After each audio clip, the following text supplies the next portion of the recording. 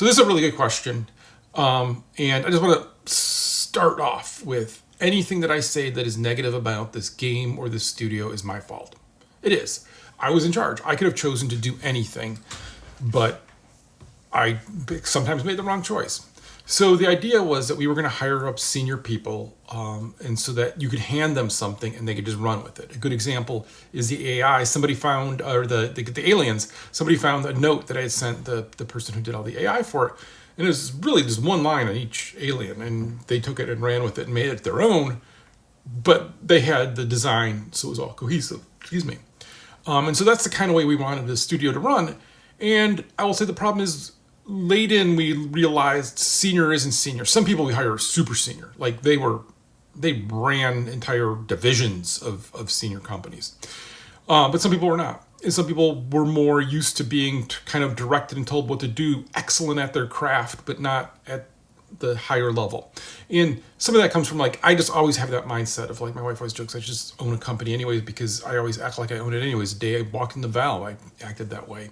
It's just what's in me and why I give like I give, because I feel like it's my own, and it's worked out pretty well for me. But there's problems. But with that was the kind of our thinking on what would happen. We can talk a lot about remote work and how people want to tell me like I'm an old man, that I will like people in the office, but the reality is when you go from a studio that is built to be everybody in the office, and then you go to being remote and people literally halfway around the world, it's going to be hard, and it's going to have a lot of friction around it, and it's going to slow you down. And I'm really proud of what we created within a year of standing up the version. And obviously we had some problems after that. Some of that has to do with the pandemic. A lot of that has to do with the pandemic not being the same place, and us being able to accelerate the testing to be able to add all the craziness on top of it.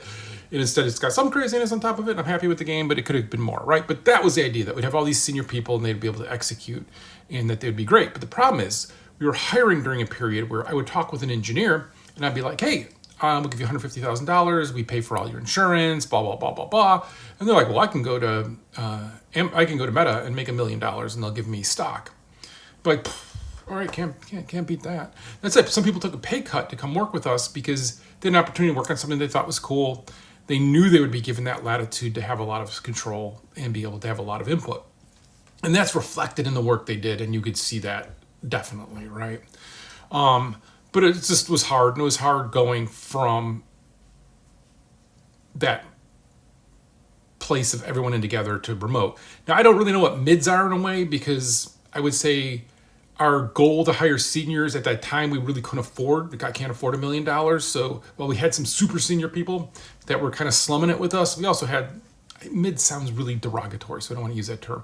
We had some people who were not the super senior people, but who still contributed really well. So juniors. You should not have a junior working on your team unless you can support them. So you should never have this breakdown, 4 seniors, 4 mids, 4 juniors, because you are going to be exploiting those juniors. You are going to be taking advantage of them and not training them and not making them better. I've gotten an opportunity to work with a super talented, super creative young engineer who, if we would have continued working with him, would have been exploiting him. But you'd say, hey, but he gets the choice to work there and it's an opportunity. No. I could tell we were not helping him grow as a person, as a developer, and we were going to teach him a bunch of bad habits, because there's a point where you get to, hey, we just need this done, just get it done, and do a lot of bad things because it's going to get done and we don't care. And a senior developer can navigate that differently than a junior developer, and a junior developer will get some bad habits to it. I've seen people who I loved working with, well, not work with again because of bad habits that they have gotten because they were exploited that way. And so I saw this happening there, and I would rather have the entire studio close down than exploit somebody, and so help them get a job somewhere else so that they could grow as an engineer, and they are, and they're working on something really cool. And we'll be talking about that someday, maybe. Maybe we'll all play on that. But like, that's why you don't want this breakdown of 4-4-4. Like, if you want to have a junior, either you need to work with a group of juniors who understand that they're juniors and that they're going to learn together. That can happen. You see a lot of small teams come out of school and form and do that. That works. You also see a lot of face planting that way, right? I'm not going to talk about name the company, but there's a company had giant success, I remember they did a podcast. We're just going to hire 1 million people. It's so easy. And they're straight out of college. And now I think they've blown through $100 million. So it's hard, right? And so you want that mix. And I think it's really helpful to have seniors and seniors who have led teams and seniors who know how to see somebody struggling and step in and help them. And that's one of the other things with the remote that's just really hard for me, is seeing how someone's struggling, because are they taking a week on this task because it's really hard, or is it because they're struggling, or is it, and that's why I like to break tasks up. But right, that's why those things are kind of problematic and remote. And I think really, if I was a junior developer, I would look to go work at a big studio that has senior people and I could work in person. I know, I'm an old man, call me crazy, but at the end of the day, I think you're going to get a lot more out of that. Oh, and also the way the U.S. salaries work is so much of it's like on healthcare as well. I think healthcare is like a tenth of payroll. Like, you're just not saving that much money at the end of the day when you cap it and just say, hey, this is what it is. Like, it'd have been weird hiring somebody for $150,000 and then hiring somebody for $80,000 and saying the $80,000 person to work just as hard.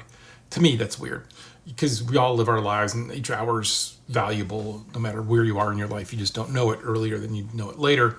And so we actually just paid everybody the same, engineers and then artists, and it was really just the market driven. And then the engineers at one point looked and go, why are you paying the artists less? Oh my God. And then all the artists were like, you do know how much we normally get paid? This is really good. Like, it was this like shock of like all these engineers picked this high horse, and it was just like, wait a minute here. You guys have no idea the pay grade difference between the two. So it wouldn't have fit our culture of what we were trying to do. And that said, not successful at it, and that's my fault. I still think it's the right idea or a good approach. I do like working with juniors a lot because there's an energy there, and we definitely changed that later. But yeah,